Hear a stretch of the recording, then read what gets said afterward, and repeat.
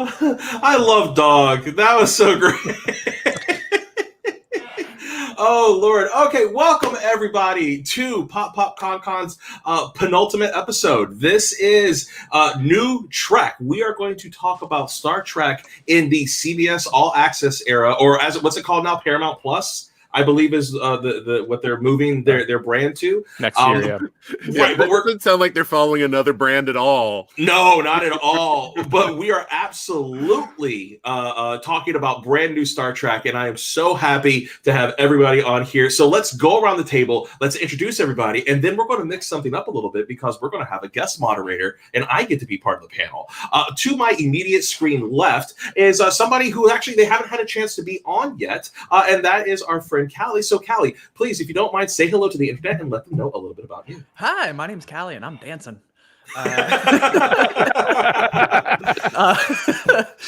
So yeah, my name's Callie, Wright. I host a podcast called Queer Splaining. My pronouns are they, them. And I'm also a member of the Lambda Quadrant, which is like a queer focused Trek nonprofit advocacy fundraising type group. Very cool, very cool. And to Callie's immediate left is going to be somebody that you saw earlier in Pop Con Con this weekend, and that is our buddy Calvin. Calvin, say hello and let them know a little bit about you. Hello, everyone. My name is Calvin Watts III. I live in Rhode Island. I am part of Rhode Island Science Fiction Club, and I also co-host an award-winning cable access show that has been on the air for 24 going into 25 years called Sci-Fi Journal, which you can catch on YouTube if you do not live in the New England area. So there you go. Very cool. And then immediately south of Calvin is my buddy. He's been on quite a few panels. You know that we go back a long way. I called him ancient earlier today, and that is not to imply that he's ancient, because if he is, I'm ancienter. So the young, by comparison, Nathan. Nathan, say hello to everybody and let them know a little bit about you. Hi, I'm Nathan Laws. I'm the host of the 42 Cast, which is your ultimate answer to fandom geekiness and everything, where just me and a rotating group of people talk about anything in the geekosphere. And then I'm also the host of Time Streams, where my friend Juliet and I are watching through all of Doctor Who from the very beginning and talking about each episode as we go. And I cannot remember a time when I had not seen the original Star Trek, so I've been a fan all my life. Beautiful. And to his immediate right is actually going to be our guest moderator of the day, and that is my buddy Sue. Sue, please say hello and introduce yourself to everybody. Hi, everybody. My name is Sue. As Sean said, I am a co-host on Women at Warp. We are a feminist Star Trek podcast exploring intersectional diversity and infinite combinations over on the Roddenberry Podcast Network. I have also recapped both Star Trek Picard and Star Trek Discovery, so I've done some deep diving into these episodes already. Fantastic. And by the way, what are your earrings? They look like Star Command. They are the Enterprise. Oh, okay. Okay, now I can see it a lot more clearly. Yeah. That's very cool. If they clang on my headphones, just let me know and I can tell them. No, you're fine. You're fine. But finally, wrapping out our panel is somebody that you've seen actually quite a bit today, and that is my buddy Michael Faulkner. Michael, say hello and let them know a little bit about yourself. Hello, Internet. I am Michael Faulkner. I'm a writer and a podcast with the Atlanta area. I do most of my work now on Creative Criticality, right there. That's my website where I do a lot of pop culture writings, including the Timestamps Project, which is a episode-by-episode look at Doctor Who that I've been doing since 2014, from the very beginning of the franchise all the way right now through the Tennant era, which will end this year, and I'll just keep on going because Doctor Who will never end. But Star Trek was one of my first forays into science fiction with my parents, so I've been a fan for a very, very long time. Yeah, and you know what? It's fair. I mean, when you really look at it, I mean, Trek and Doctor Who, those are both series that more than likely will not end anytime soon. Like you're never going to catch up. You're going to have content forever, right? Right. So, there you go. Only hope. Fingers crossed. But Sue, we talked about this before, and I'm a little worn out. And you were so kind to be like, I'm all over this, and I'm like, let's do it. So the show is yours. Let's get into it. All right. So to start off this panel, I want everyone to think back. The year is 2005. After a somewhat disappointing finale from Star Trek Enterprise, there is no Star Trek series on the air for the first time since 1987, and there are no new Star Trek television shows in development. So what is next for our beloved franchise? There's a glimmer of hope in 2009 with a film reboot and a sequel in 2013, but then, totally unexpected, on November 2nd, 2015, CBS announces a brand new Star Trek show will be coming to their streaming service. And Star Trek Discovery premiered September 19th, 2017, just under 2 years later.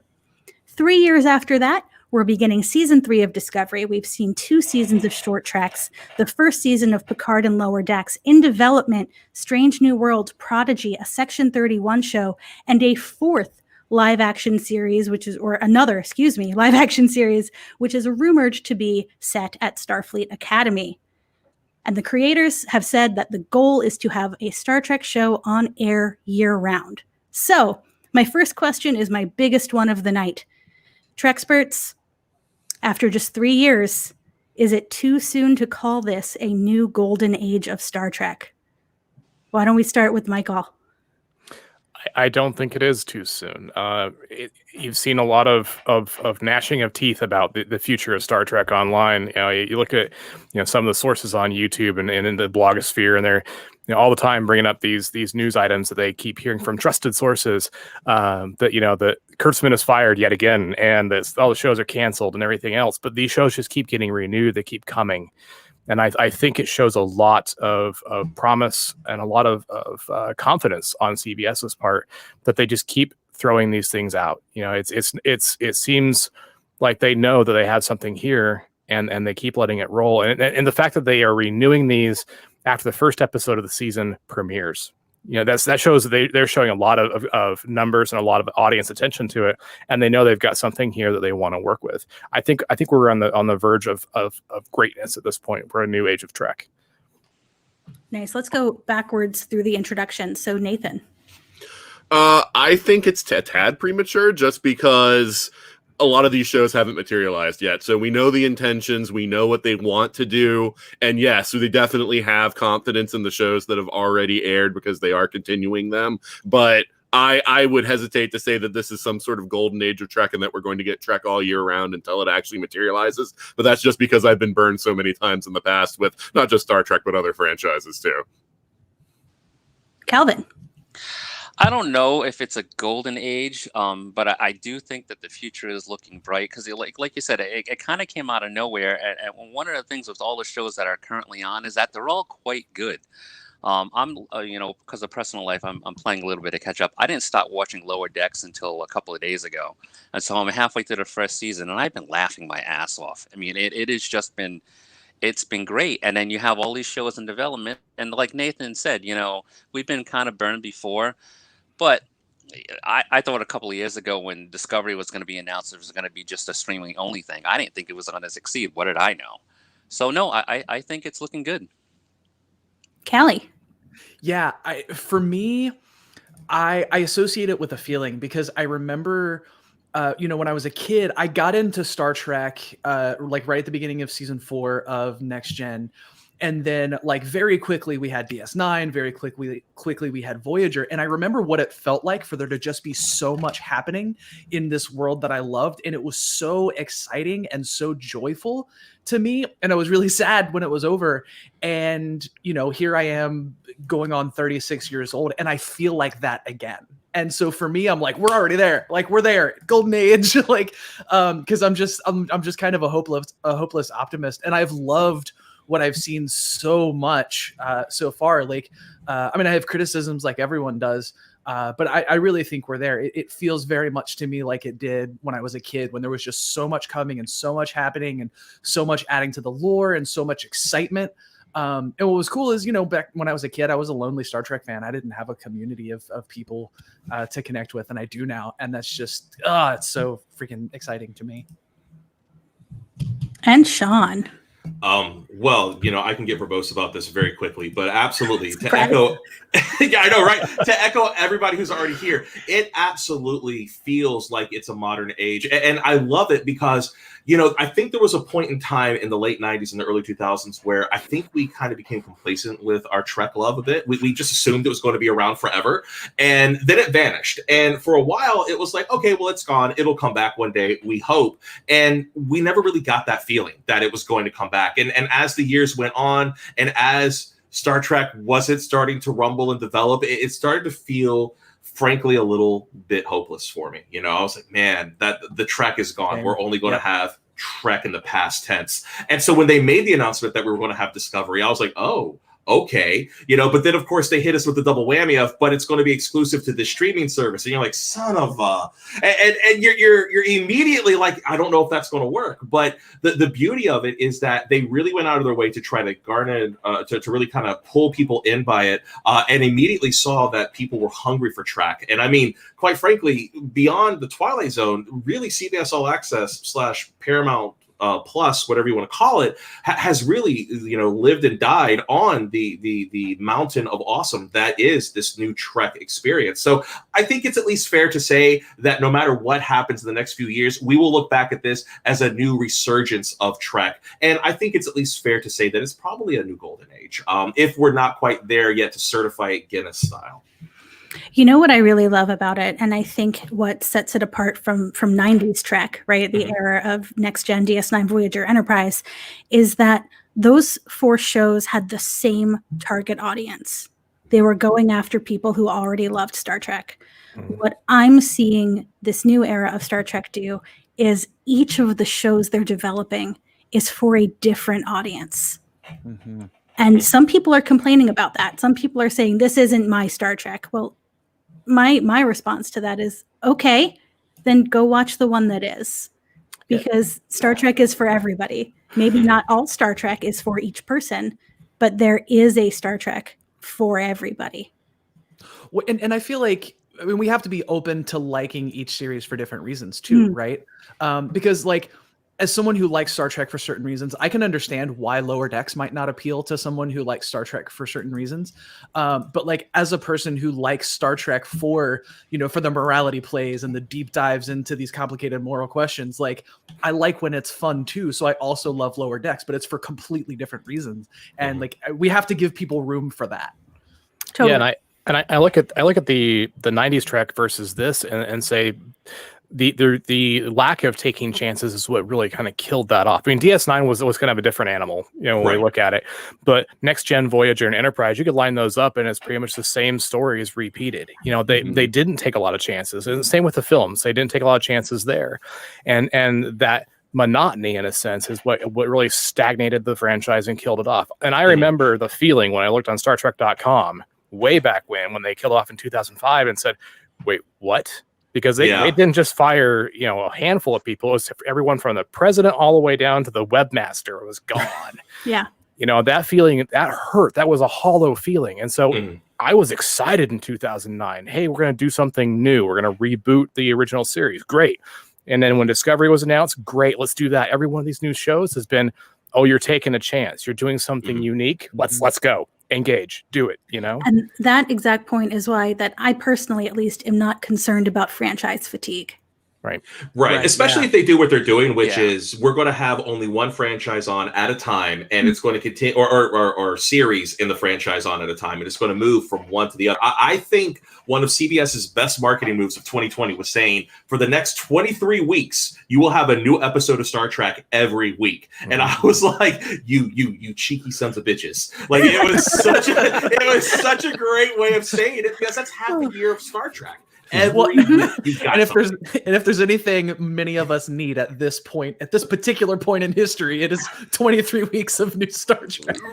Right? I mean, they started, and quite frankly, they gave us the Lower Decks first, so they really softened us up with humor too. Yeah. So they're like, okay, and then they're going to bring Discovery, which admittedly is going to be a darker tone because it's Discovery, and that's not a snipe. That's just tonally you're downshifting quite a bit. But the other very smart move they made, which I'm sure was not planned before this year, is that they have it in the can, right? So they're airing season 1 on their broadcast channel. Right. Very smart. So they're reaching more people. But I want to back this up a bit. Oh, sorry, Nathan, go ahead. I was just going to say, I've got to hand it to the holdouts who said I'll never pay for CBS All Access because they're going to run it on the. And I was like, no, they're never going to run it on the networks because that's what the incentive is to pay for CBS All Access. But because of COVID, and I think that's the only reason why they are airing it. So for you people who held out and wanted to save a few bucks, it paid off for you. Shrewd. Well, and very shrewd. Well, I think the hype has something to do with it too, because there were people who,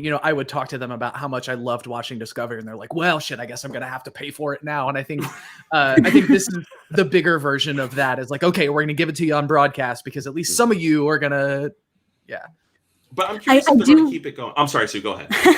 I do want to talk about CBS All Access a little bit more, but first I want to back up this bus a little bit and go back to 2015 when this announcement was made and ask everybody, when you heard this, that Star Trek was coming back to TV or streaming TV, what were your hopes? And at this point, have they been met? So let's reverse order again and start with Sean. Oh, okay. So one thing I really wanted from this new era of Trek is I wanted them to swing for the fences. If you've listened to some of our other panels this weekend, a common recurrence is we live in an era of reboots, continuations, and sequels. And in that aspect, we kind of have to accept that that's going to occur. But if that's going to occur, to make it, in my opinion, a valid attempt, you've got to go big. You've got to swing for something that they've never done before. And I'm sorry, when you introduce a starship that runs on mushrooms, that's a big swing, right? I mean, you can't say they didn't swing for the damn fence. I mean, they, woo!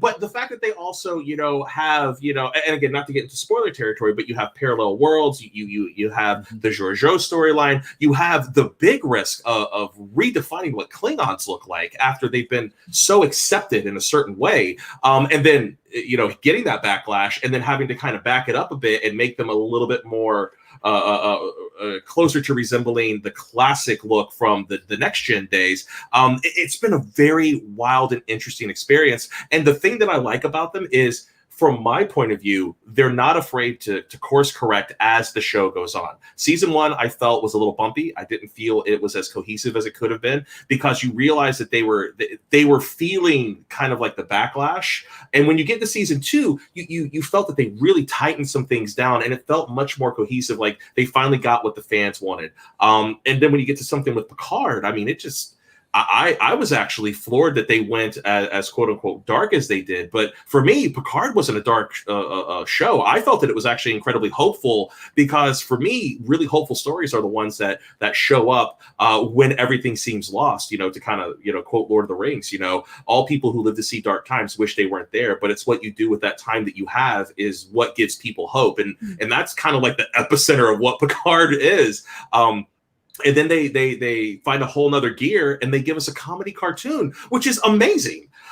So to be quite frank, I love the fact that they keep swinging for the fences and they keep going big. And even when they're missing, they're still going for it. And I love that. Callie. Yeah. So because I'm a giant sap, my first reaction was to cry. Because like I legit, like I thought like, well, maybe we'll get another JJ movie, but like the franchise is kind of dead at this point. And I was really sad that I wasn't going to get it. And I was really sad that there wouldn't be like, a generation of kids growing up with NuTrek. And like, I know a lot of people were getting their kids into the Trek that we had, and that's cool. But I was so sad about that because it means so much to me. And so my first reaction was to cry. But then, I started thinking about it and I was like, okay, but like, what does TV look like now? And one of the reasons that I love Star Trek is how optimistic and hopeful it is. And so like, I didn't want it to be like Star Trek Battlestar Galactica, right? Like I was worried that might happen. I was also like, I'm going to burn down a building if we don't get queer and trans characters in this series. And then I think really what I was worried about, and this is one of the criticisms of Discovery that I kind of agree with, is that, in TV shows now, the plots are so big that the universe is at stake, and you don't have time to tell those smaller character building stories like Data's Day, for example. Like it would be really tough to do Data's Day in the Discovery world, and that's a criticism that I agree with. I still love Discovery because I do love that stuff. I just wish there was room for the other stuff. And that was a worry that I had at the beginning too, because I was like, I know it's not going to be episodic because that's just not how TV is done right now. And so I was hoping we would get character development, and that turned out, like, I have some criticisms about how it turned out, but it definitely turned out better than I had hoped. Yeah, and supposedly they hear that criticism and will be doing episodic storytelling for Strange New Worlds, which I am so excited about. So I'm so excited about. So Calvin. Yeah, like I said earlier, when they announced it and announced it on streaming, I'm like, well, I don't know. I mean, I was hoping we weren't going to get more of the same because especially when Enterprise started out and it really got monotonous, and then it was over. It was like, I felt I would be like really broken up, and I was sad because there was no Trek, but really Enterprise was really like going nowhere, and the fact that Discovery was like, well, it's going to be set a little bit before, and we're going to do things different. And like what Sean was saying, they're going to kind of knock it out of the park. And when you start watching it, it is different. It's the first, kind of Star Trek series where the captain's not really the focal point. Mm-hmm. And then, well, the first season was, like it was saying, was kind of uneven. There were a lot of good parts. I remember I was listening to, while I was driving yesterday, the diversity panel, and one of the, I don't know who it was, but they brought up Anthony Rapp and Wilson Cruz, which are, as you both know, they're the gay couple, engineer and the doctor, and the fact that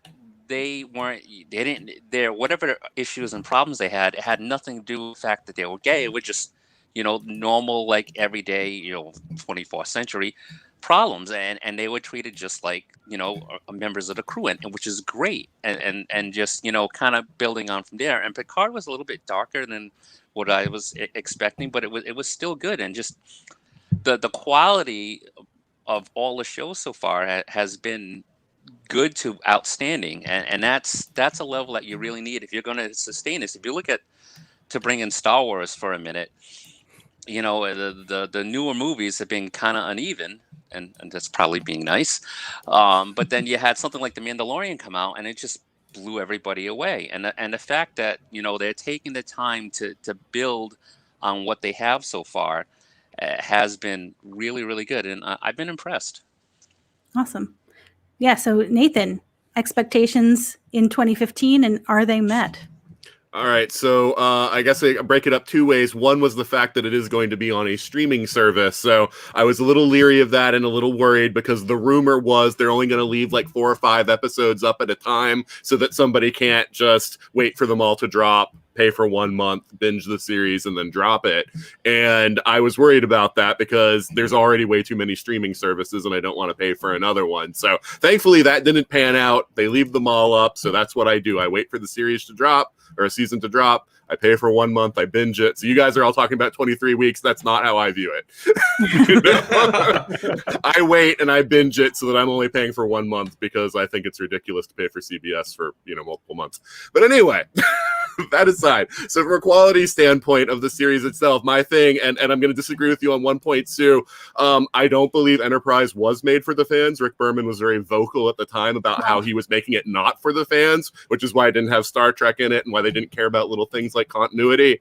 And so, it was who needs continuity in a Star Trek? Season 3 that they started backing away from that a little bit. And so, yeah. I only watch seasons 3 and 4. So yeah. Sure. But so yeah, I was worried it was a prequel show, and I was like, oh god, don't screw it up like Enterprise, like Enterprise, please. And even though there have been some things that I question, like the Klingon redesign, because there was no need for, there was a reason to change from TOS Klingons to the next gen style. There was no need to change the makeup or the design of the Klingons. It was done for no reason at all. So I question that, but it's not a huge thing. It's a cosmetic thing. They're getting a lot of the things that I consider more important right with the series, and, sticking with season 1. Because the other thing that worried me a little bit was the first 2 episodes of season 1, I didn't feel were really representative of the season, but that's what they put out there as, hey, people, this is what we're going to put out for free on the network. And, that's supposed to be your incentive to watch. But then watching the whole of season 1 go through, and I was like, no, this has the bones of this is Star Trek. You just have to watch the whole season to get that Star Trek feeling, from the show. So, I have been pleasantly surprised by it. And Picard, I feel like, is the catharsis I needed ever since Nemesis. So, I was very, very happy with Picard. So, yeah, I think that they're going from strength to strength. All right, Faulkner. Yeah, we were debating back and forth in our household about CBS All Access because there are a lot of streaming platforms out there, and I was like, what else is on CBS aside from Star Trek? So, do I really want to do this? we waited for the premiere on television to actually pull the trigger on it, and it was really dependent on how good that premiere was. And I was excited because they said it was a non-captain in the lead role, and because the cast looked very strong, and I was a supporter of the people who were behind the scenes making this work on the production side. I was a little leery because it is a prequel, and it's like, okay, well, why are we going back in time again? Why are we not going forward? I set all that aside and said, okay, 2 hours, let's do this. You watch those 2 hours, and it was by the time the end credits are rolling, my wife and I looked at each other like, I just signed up for this. We're in. And there's been a few things we picked up on CBS All Access aside from Star Trek, but we haven't really regretted it because it's okay, we're counting down to this. We're gonna make this event television for us every Thursday when Trek comes on. The workday's done. We're gonna sit down with dinner. We're gonna watch the show, and we've enjoyed it. It's been a fun experience that way. When her mother came out to help us with some stuff around the house, we introduced her to Discovery and to Picard. And she was at the point where she's like, are we out of episodes? Like, yeah, they only released a certain season at a certain time. We're out. She's like, no, there's got to be more of this. And so she is now. She's like, you guys are jerks. Yeah, what you do to me? So why am I here? We're watching on her end too, and she's consistently running season 1 and season 2 of Discovery over and over and over again. Like she is old school Trek fan. Like that was her sci-fi. And now Discovery is like got a special place in her heart. I'm like, that tells me that they have won the demographic. They had me at the properly spoken Klingon at the very opening of Discovery. I was like, oh my god, they're saying the words right, and it's a good translation. That doesn't happen. Right. Yeah. That was one of my critiques. Is those poor actors are spitting these foreign words out around all those prosthetics, but at the same time, those new teeth. Right? Oh my lord! And bless them for doing it so well because they do it so well. Yeah, the authenticity was missing elsewhere, and that really brought it home for me. Yeah. Well, and we finally got the vision of Federation as the invaders. Yes. Yeah. Right. But for me, I mean, unsurprising to anybody watching who knows me, I wrote a blog about it in 2015 because I kept being asked, right? Because it was, did you hear about that? Of course I heard about the new Star Trek show. Are you new? It's like, who are you talking to? I am. And I went back and I looked at it before this panel, and I wrote things like, I want new aliens, I want new stories, I want the diversity that we're promised by a progressive show that we haven't gotten. And I think we're getting there. I don't think we're totally there yet. I wanted the summary of this was that I want this to maintain the ideals of Star Trek. I don't want an action adventure show. I want a Star Trek show, which can have action adventure, but it's still got to be Star Trek. And so far, all of the new series are doing this for me. I have a few other places to go, but since it keeps coming up, let's talk about CBS All Access. I think you kind of have to. I mean, it is part of the conversation. We're going to do it. We're going to go around, and then we're not going to complain about CBS All Access again because there's shows to talk about, okay? All right. Just get it out. I mean, it was clearly a risk. Everybody has expressed that they were nervous about it at the time. One of my favorite things that happened maybe ever was at Star Trek Las Vegas. Jason Isaacs, Lorca, up on stage, was getting heckled from the audience, from people in gold seating in the first couple rows, or captain's chair seating in the first couple of rows, several $100 ticket, heckled about the cost of CBS All Access. $7 a month. And he stops and he looks right at them and he goes, you flew here. You have a hotel room. You paid $500 for your ticket and you've got a venti Starbucks in your hand. You can't not drink your cup of coffee today and watch a month of Star Trek. And like the crowd went nuts. Favorite thing, we've talked about the quality of these shows, and that's what you're paying for. You're paying for the quality. And I could get on a whole soapbox about how individually purchased channels are what we've been asking for years, and now that we have them, we're angry about it. Yep. But I'm not going to do that today. So now that we've all expressed some nervousness about CBS All Access, what are your feelings on it now that we're 3 years into it? Faulkner. All right. Yes. The reason we were hesitant is because of the breakdown, but that's one of the things that I also had been advocating for was, I don't want to pay a huge cable price for just a couple of channels that I watch. I've done that in the past, and I realized I was only watching like 5 or 6 shows, or channels. So I have advocated for a long time for an a la carte service on cable. And we're finally in that age, although now it's fragmented. You have to look for certain things on certain services, but it's here. And I didn't mind doing that for CBS because of Star Trek. It's back. I want to support this new age of Star Trek. Mm-hmm. But it also opened up our eyes to a couple of shows that we hadn't thought about because we don't watch a lot of real-time TV. We watch a lot of things delayed. And like Madam Secretary is one that, oh my God, Taya Leone, right? That's a great show. Yeah, it is a fantastic show. We hadn't heard about it until CBS All Access, and we're like, oh, this is here. Let's do this. Mm-hmm. It's also been a great backup for some of the things we have picked up that we're watching, real time now that we have the ability. And the cost itself is not that much when you look at it. As Jason Isaacs had said, it's a cup of coffee.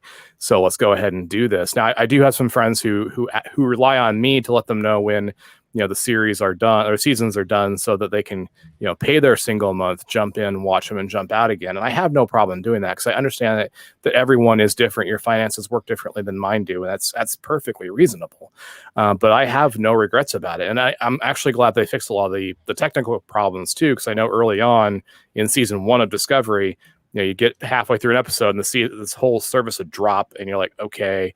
You pick up again. There wasn't a resume function readily available, so you had to fast forward to minute 44 of 60, and like, okay, that's I think where I was.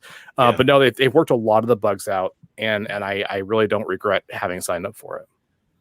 Yeah, Nathan, you said you're one of the folks who jumps in for a month, watches everything, and jumps back out for the rest of the year. Do you? I'm assuming that works for you. Do you have any issues with you're not, I guess, participating in the fandom as new stuff is coming out? Does it bother you at all? Or are you you're happy with your setup? Well, yeah, I mean, as far as Star Trek goes, I don't see a lot of spoiler, and I don't know if I'm just not a part of the right groups or whatever, but yeah, I usually, because a lot of the people that I know are in the, I don't like this isn't my Trek, kind of crowd, and so I'm one of the few people I know who's actually watching the new Treks, I mean, a couple people like Michael and Sean, but they're not posting a lot about it, I'm not seeing a lot on their feed about. I'm pretty big about not spoiling people. Right, exactly. Yeah.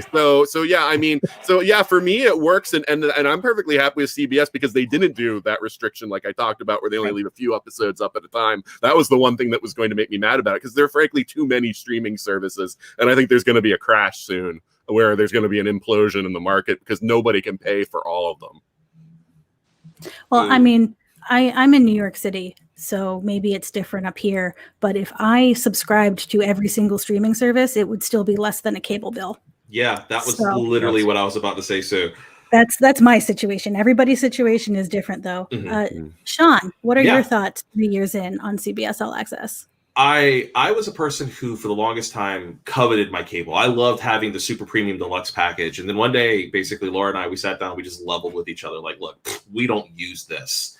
And there are all these premium packages that are coming out. We have Netflix, we have Shudder, we have, CBS All Access. We have all these different platforms. So, Amazon Prime. We're going to get those. We know we are. And our cable budget's about to add on a whole nother third if we're not careful. And I was like, well, why don't we just cut the cord? Let's just get rid of cable.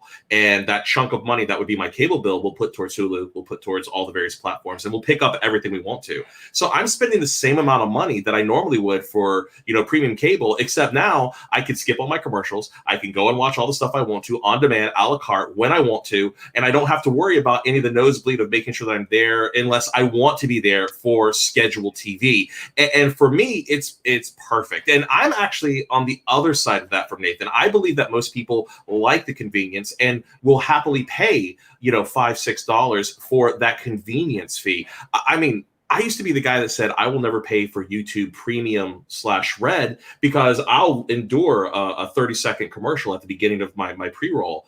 And then I did it for free for 3 months. And the wife threatened to bodily harm It's on me. If I removed it, because they used to do that 3-month preview, and she was like, if you take away YouTube Red, I will hurt you, because she's like, I could just watch all these videos and I never get interrupted.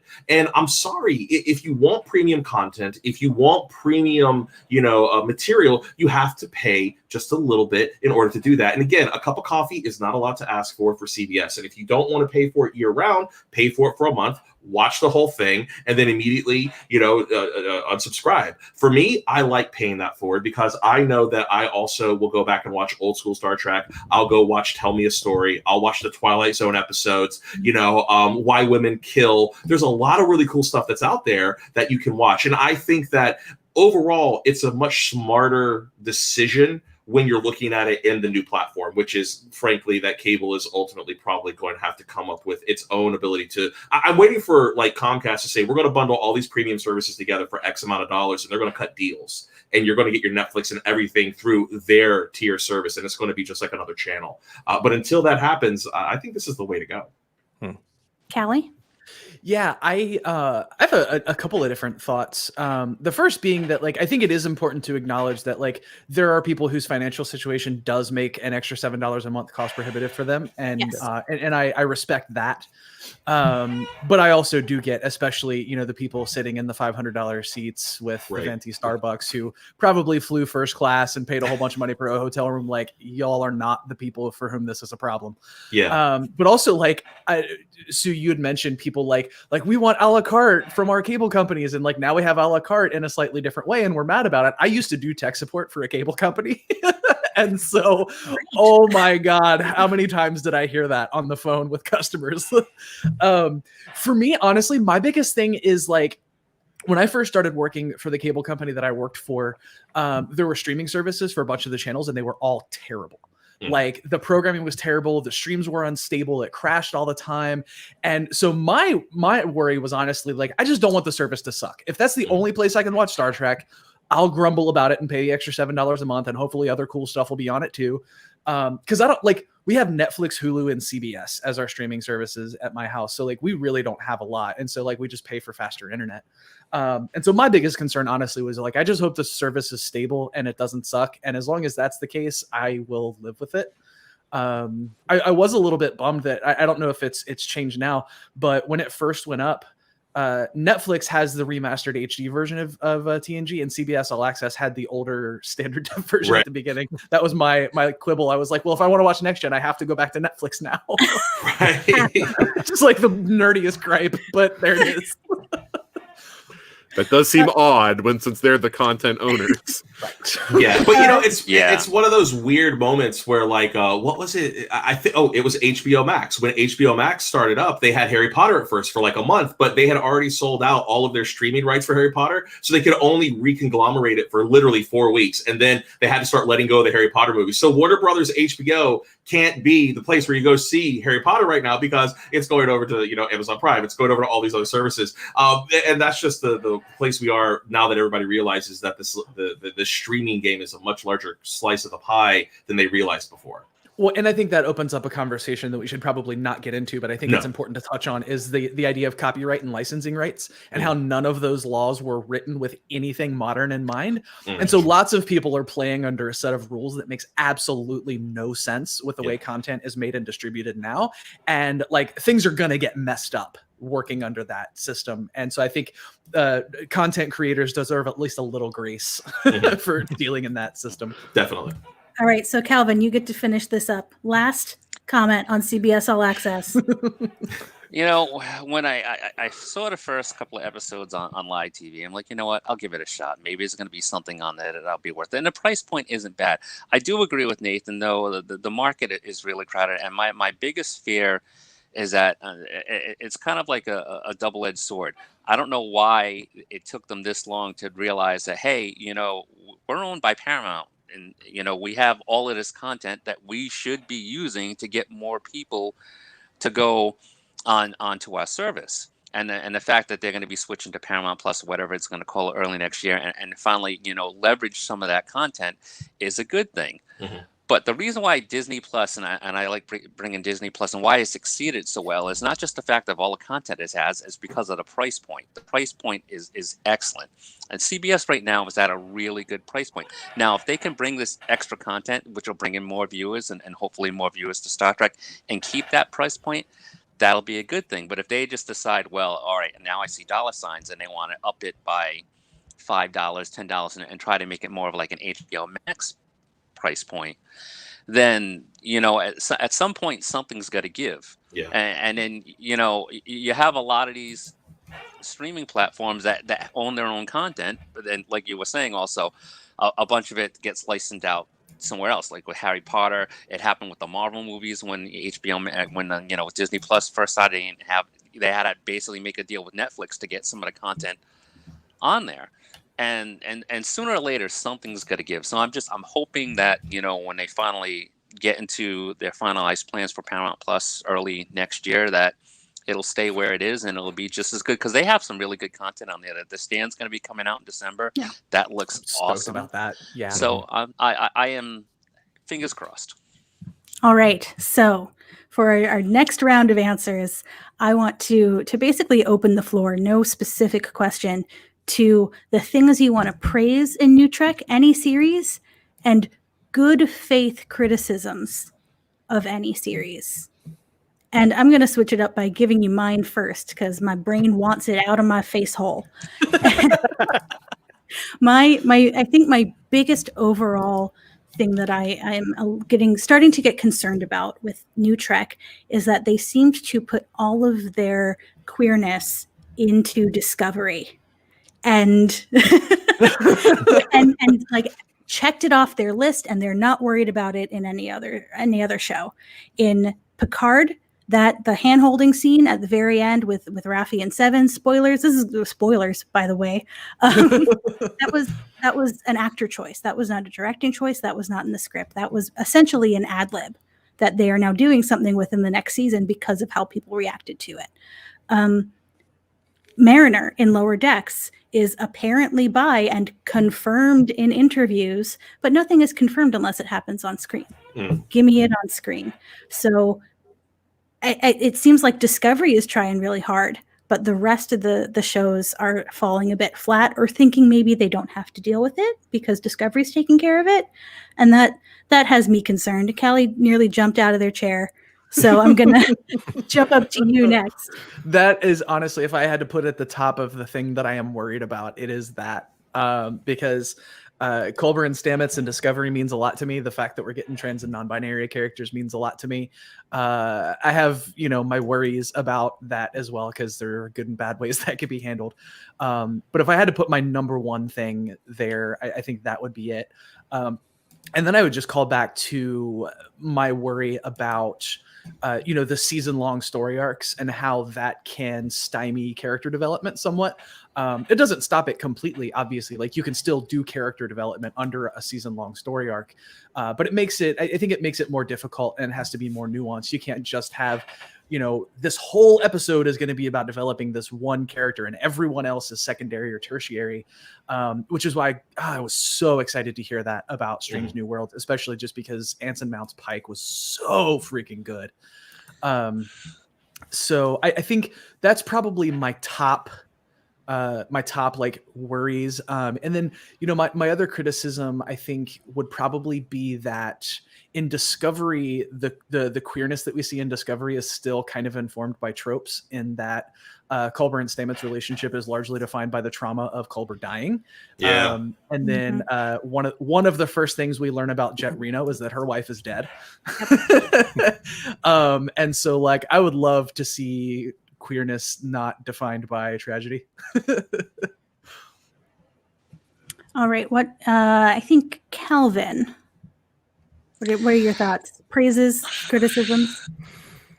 Like I said earlier, I am pleasantly surprised that we had 3 series so far, and you have Strange New Worlds and Section 31. You have a bunch of stuff that's in development, and for the most part, the stuff has been good. But with all the new things that are coming out, and then you still have the movie stuff on the back burner, you wonder if they're going to be able to keep the momentum and have good quality stuff.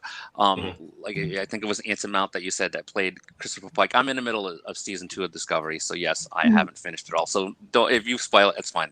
But he is such a great actor, and so I'm really so psyched good. for Strange New World. I mean, he just blew me away with just how well he just fit in. And I'm just a little worried that, you know, maybe having too many forks in the soup might dilute, you know, some of the soup. That was a really bad analogy. But Well, I mean, Your meaning was It's an clear. interesting cup yeah, of soup. but Yeah, you know, take it, John. Calvin. But no, I was going to say, but Calvin, you bring up a good point. I mean, Anson Mounts is by far like the standout, oh my God moment of season 2, right? I mean, you don't expect to gravitate towards him so much. And it starts as soon as he walks onto the bridge, right? He struts on and he's looking over, oh God, I just forgot her name, Captain Killy. Mary Wiseman. Yeah, Mary Sylvia Philly? she's so yeah, awesome. yeah, She is so awesome. And he's looking over her shoulder, right? And he's looking at his own record, and he's like, "Oh, I did this horrible thing. That's fair." You know, he's like, "Oh, I only got to see it in, you know, xenolinguistics. Okay, that's fair." You know, and he's strutting around, and immediately, like, you're just like, I want to know more about this. So I think the fact that they immediately recognized that and maximized that Pike story, and Calvin, we can't even talk about some stuff that's about to happen to you, but you're on for a hell of a journey. And what's really great about his journey, and this is all I'll say, because again, I don't want to spoil it, is there is an extremely poignant moment that could have fallen exceptionally flat near the end of the second season, and Pike has to make a choice, and that choice is so powerful that it makes you color this entire performance as, oh my God, I need to see what happens next. And that, frankly, is why we're getting this new Strange New Worlds, right? I mean, that's why we're getting it, because there's this moment where this actor, it's just such a powerful moment. You want to go on this journey with him, and I can't wait to see what that's going to be about. So Yeah, and anyone who knows me knows that my love for Benjamin Lafayette Sisko runs deep, runs real deep. And I can imagine a world in which Anson Mount's Captain Pike becomes my favorite starship captain. I think that's fair. Yep. Yeah, the bringing back of the Pike Enterprise crew, I think, hit a lot of longtime fans in a way that maybe the creators weren't expecting. And like, I personally am a big fan of Majel Barrett, number one. And when Rebecca Romaine tweeted this image that just went dark again. Oh, don't you hate that? Right? Here, hold on. I'm going to zoom you up real quick. Hold on. There it is. Woohoo! That image, I saw that on my subway ride home, and I started crying on the subway because for however long she would be in it, I would finally see number one on screen again. And that has been my lock screen ever since. Anyway, Nathan. Yeah, I think I already said how much that I love Picard, but it really is something because, you know, I was traumatized by Nemesis, and not because, you know, lots of people say they don't like the movie or whatever. That's not it. It's the fact that Data died in the movie. That has been the trauma that I have carried with me for, you know, 15 years-ish, you know, however much. And for the whole show to be about that, to be about Picard coming to grips with the same thing that I had to come to grips with, was such a powerful, you know, thing to sort of make your through line, your thread of the series, and then tie in, you know, all the stuff about how, hey, all those problems we've seen with Starfleet from, you know, day one, that's all coming to a head right now. And even that, like, interweaving between Discovery and sort of showing the start of the problem and then sort of like showing it in Picard, you know, where it's advanced. And even though I haven't seen the first episode of season 3, I'm imagining that's when we see the fulfillment, like, you know, Starfleet's gone kind of thing. But, you know, that was all really well done and almost perfect. And so I was over the moon with that show. The other thing that I think has been fantastic is, again, not to spoil for Calvin, how season 2 of Discovery ends is what I've been saying all along is what Discovery should have been from the beginning, because then all the continuity issues go out the window because you're in a setting. You could have just changed the name of the Klingons to anything else. And made that their show and said, like, this is the story of the Federation and some other race, and then it would have all worked. Now the problem with that is, of course, Pike comes in season 2 and you wouldn't have had that. But you know, very, very early on in development, I think it was Brian Fuller who said he really wanted to make a anthology Star Trek show. And that's kind of what they've done with Discovery, because each season so far is a totally different story. Yeah, but they are very different creatures. Season 1 to season 2 are very different monsters. And season 3 is very different for a lot of I haven't seen part of it because I was getting ready for this, so I haven't had a chance to watch it yet. So, I want to bring up the one criticism I'm going to make, because I already mentioned the Klingon thing. I don't like the Klingon redesign. I don't like that they sound like they're wheezing all the time.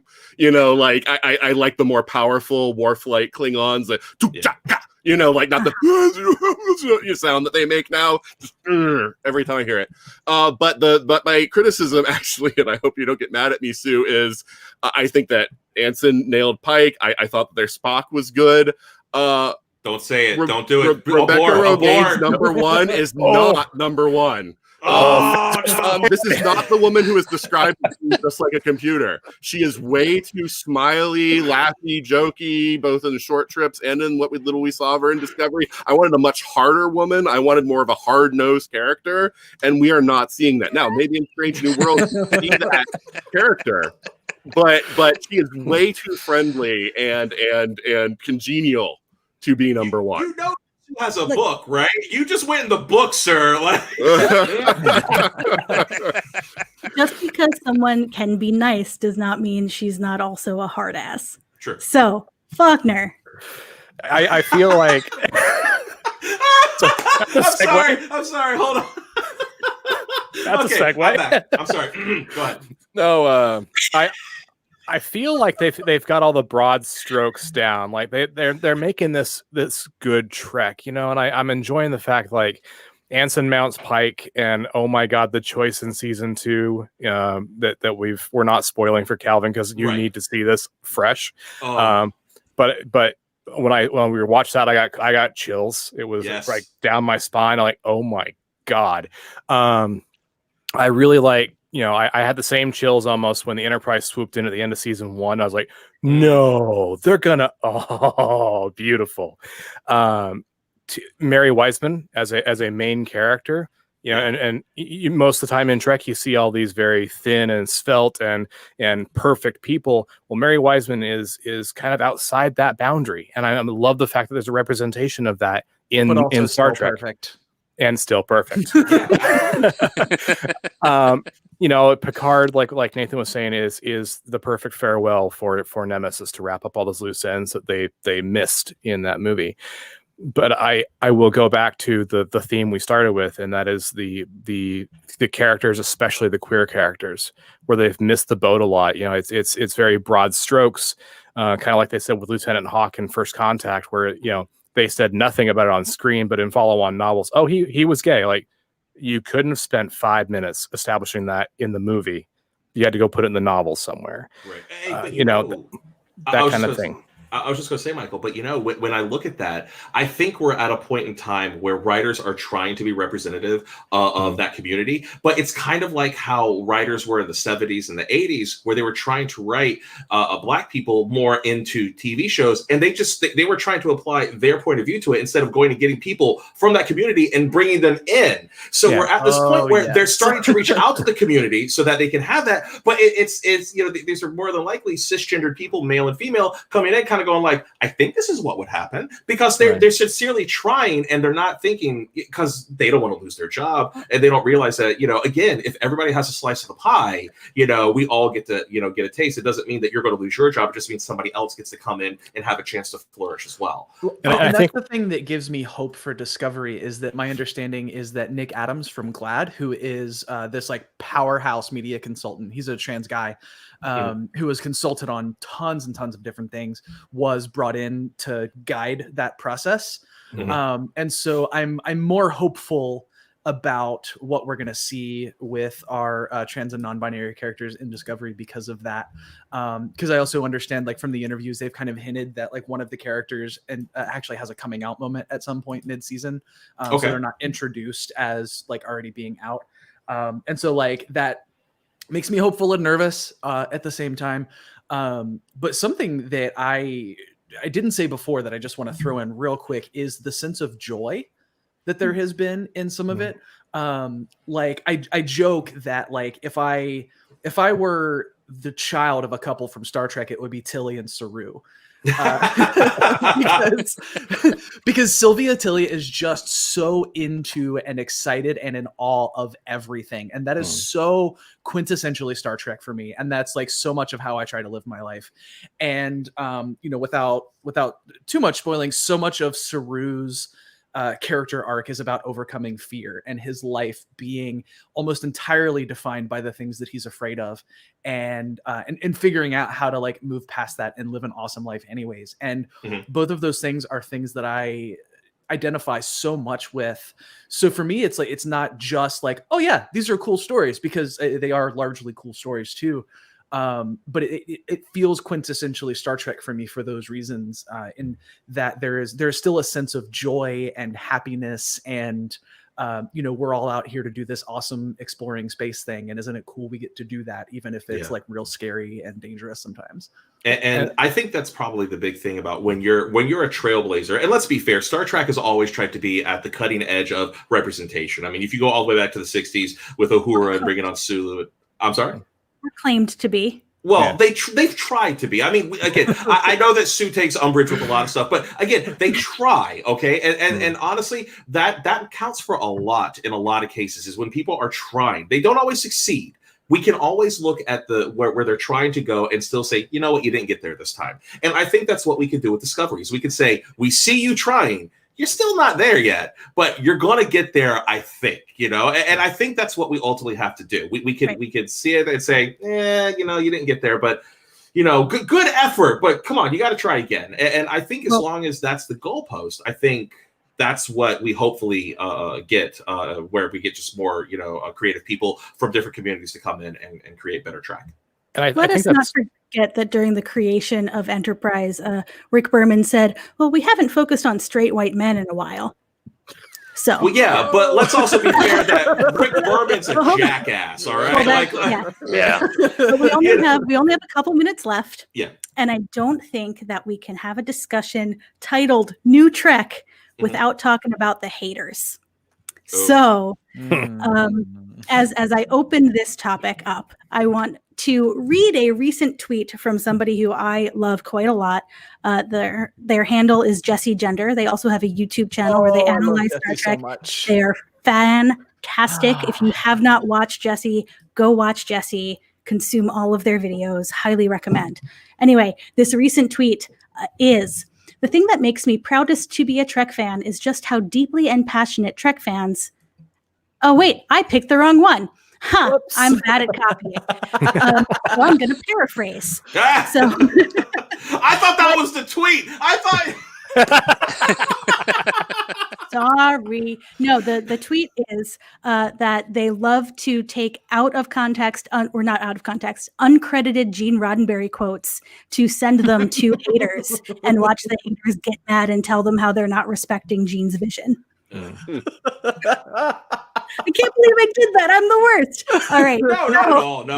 No. The question that I'm going to pose to you guys, which will likely be our last one, so try and keep it short because we're already over a tiny bit, is how do you deal with the new Trek haters? So let's start with Sean. You know what? I'll be completely honest. I am very good about living in my bubble and only talking to people who, when I'm talking about my fandoms, I only talk to people who have similar energy to me. So when I'm on Twitter, if I go into a Trek thread and I start to see people saying stuff, I'm like, I don't need this in my life. And I just go away. I'm very much the person who says, do not let people who are going to bring you down and bring negative energy into your life don't give them an inch of headspace. So for me, and this is across the board, Nathan knows, because I've been defending the prequels of Star Wars since 1999, and we've gone round on this. And I'm like, I literally told him, I'm like, there's a line, bro, and you're right on it. And Nathan knows, like, don't step beyond that line.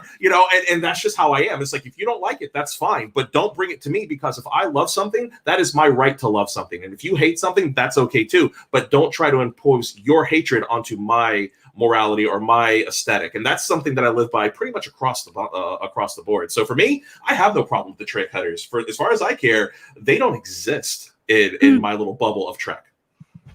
Callie. My favorite thing to say to folks like that now is that since Discovery is getting 4 seasons and TOS only had 3, Discovery is now more canon than the original series is. Whoops. But in all seriousness, like obviously like I am way up for good faith criticism of the things that I love, right? I have spent very much lots and lots of time talking about ways that Star Trek has fallen short of its ideals. But honestly, it is just so like there's a culture that I don't think it exists squarely on the internet, but the internet has amplified it in that hating everything new is a person's entire personality, and it's just exhausting. And you know, I try not to engage in it, but if you engage in fandom at all, it's really hard to not run into those folks.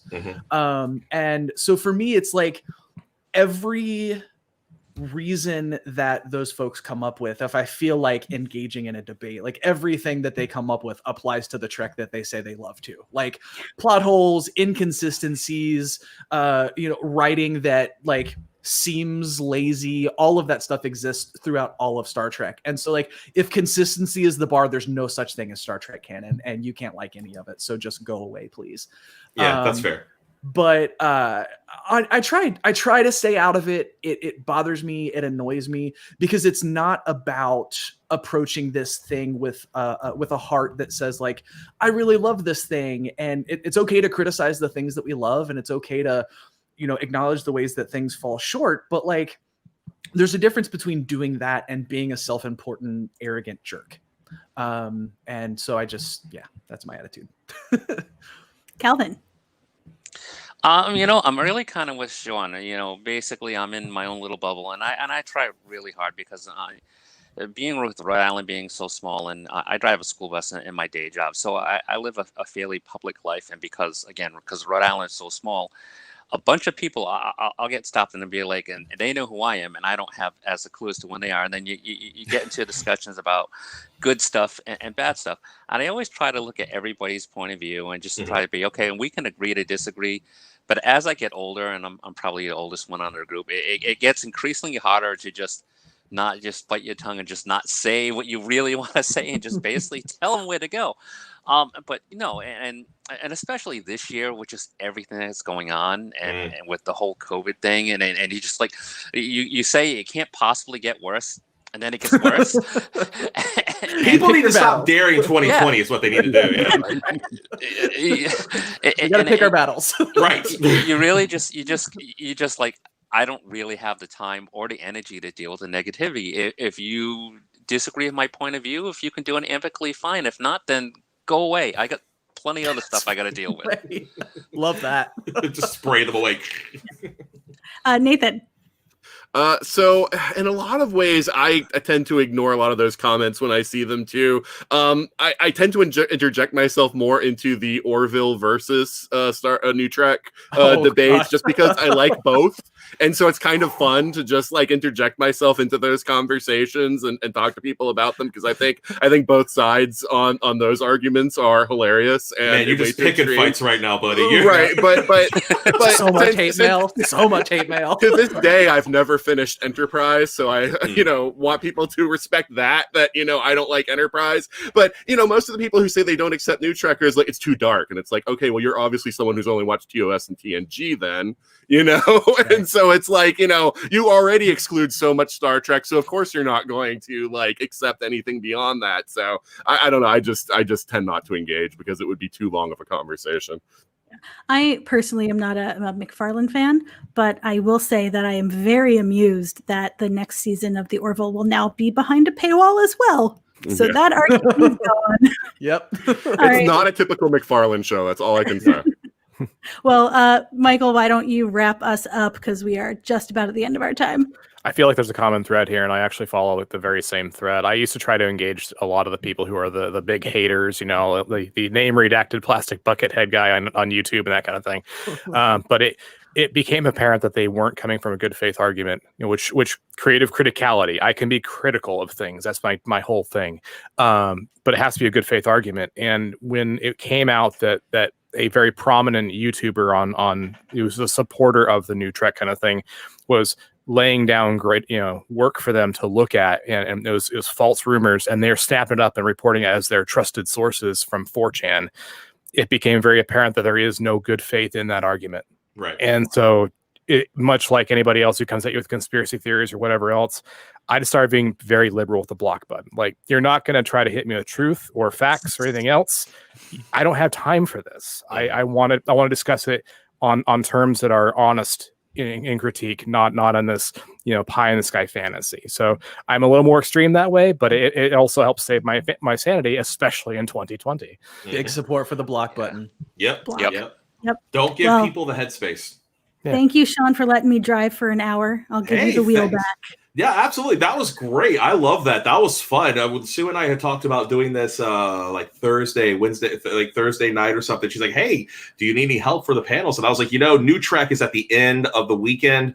I'm going to need a little bit of time to, kind of collect myself because, for those of you who don't know, next episode that's coming up in just a few minutes, which I cannot believe we're already at the end of it, is our last episode for Pop Con Con. And I just want to thank everybody who was on this panel, Callie and Calvin, Michael, Nathan, and of course, our awesome moderator, Sue. Thank you so much for being here and for being so energetic and really bringing some awesome discussion to this. I really appreciate each and every one of you. And I'm so sad to say that this is everybody on this panel. It's their last panel. So this is it for you guys. Thank you so much for helping make Pop Con Con so fun this weekend. I really do appreciate you.